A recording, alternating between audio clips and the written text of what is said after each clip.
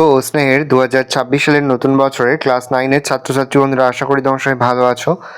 আজ আমরা যে বিষয়টি নিয়ে আলোচনা করব ক্লাস 9-এর সেকেন্ড ইউনিট টেস্ট অর্থাৎ দ্বিতীয় পর্যায়ক্রমিক মূল্যায়নের লাইফ সায়েন্স অর্থাৎ জীবনবিজ্ঞানের কোশ্চেন পেপার নিয়ে। দেখো সরাসরি স্ক্রিনে ক্লাস 9-এর জীবনবিজ্ঞানের কোশ্চেনটা দেখতে পাচ্ছ। ফুল মার্কস আমাদের রয়েছে 40, সময় তোমাদের রয়েছে 1 ঘন্টা 20 মিনিট। দেখো একের দাগে রয়েছে সঠিক উত্তর নির্বাচন করে লেখো যে কোনো 5টি প্রশ্নের মান 1 করে 1 × 5 = 5। প্রথম, প্রদত্ত কোনটি উদ্ভিদের নাইট্রোজেন ঘটিত রেচন পদার্থ? উত্তর হবে ট্যানিন।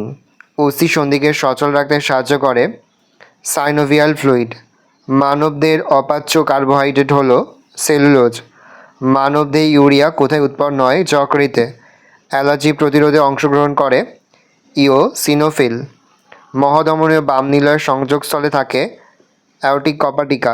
সবাত শ্বসনে মোট উৎপন্ন এটিপি এর সংখ্যা 38 অণু। গবলেট কোষ থাকে ক্ষুদ্রান্তে। 2 দাগে নিম্নলিখিত প্রশ্নগুলির নির্দেশনের উত্তর দাও। প্রশ্নের মান 1 করে 1 × 10 = 10। একটি সালোক সংশ্লেষকারী ব্যাকটেরিয়ার নাম লেখো। সাইনোব্যাকটেরিয়া।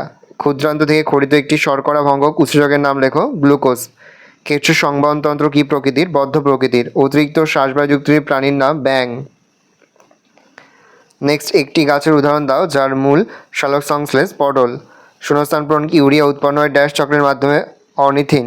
সর্বগন্ধা গাছ থেকে প্রাপ্ত রেচন পদার্থের নাম হচ্ছে রেজারপিন। মানুষের দাঁত বিভিন্ন প্রকারের হওয়ায় মানুষের দাঁতকে ড্যাশ বলে? হেটেরোডন্ট। পরপ্রশ্ন, ড্যাশ হলো বৃক্কের গঠনমূলক ও কার্যমূলক একক? নেফ্রন। সত্য মিথ্যা? মানুষের বাম ফুসফুসটি 3টি খণ্ডে বিভক্ত। মিথ্যা। বেসোফিল শ্বেত রক্তকণিকা হেপারিন উৎপন্ন করে। সত্য। অগ্ন্যাশয় একটি মিশ্রগ্রন্থি। সত্য। বাম শ্রেণীর স্তম্ভ অর্ধবেদ্য পর্দা। অভিস্রাবণ। গ্লাইকোলাইজ 6 হচ্ছে ইএমপি পদ। গোলকৃমি হচ্ছে অন্তঃপরজীবী। হৃৎপিণ্ডের প্রসারণ হচ্ছে ডায়াস্টল।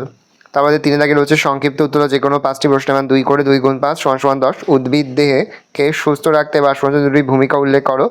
সালোক সংশ্লেষ রঞ্জক পদ্ধতির 2টি ভূমিকা উল্লেখ করো। ফটোলাইসিস বলতে কী বোঝো? শ্বেত রক্তকণিকার 2টি কাজ লেখো। বাষ্পোচ্ছ্বাসনকে কেন প্রয়োজনীয় ক্ষতিকর পদ্ধতি বলা হয়? সালোক সংশ্লেষে আলোক দশার ব্যবহৃত এবং উৎপাদিত বস্তুগুলি কী কী? মানব হৃৎপিণ্ডের সংযোজী কলাগুলির নাম লেখো। উদাহরণসহ মিথজীবী ও পুষ্টির আলোচনা করো। 4 দাগের উল্লিখিত প্রশ্নের উত্তর দাও। প্রশ্নের মান 5 করে 5 × 3 = 15 দেখে নাও। সালোক সংশ্লেষের আলোক দশার বিবরণ দাও। কেলভিন চক্র কাকে বলে? অথবা গ্লাইকোলাইসিস কোথায় ঘটে? গ্লাইকোলাইসিসের বিক্রিয়াগুলি রেখাচিত্রের মাধ্যমে দেখাও। মানব হৃৎপিণ্ডের চিত্রকন করে প্রদত্ত অংশগুলি চিহ্নিত করো। ফুসফুস ধমনী, দ্বিপত্র কপাটিকা, মহাধমনী, ডান নিলয়। আর নেপচনের পরিচ্ছন্ন চিত্রকন করে প্রদত্ত অংশগুলি চিহ্নিত করে দেখে নাও। তারপর সবাত শ্বসনের রাসায়নিক সমীকরণটি লেখো। শ্বসনের 2টি তাৎপর্য লেখো।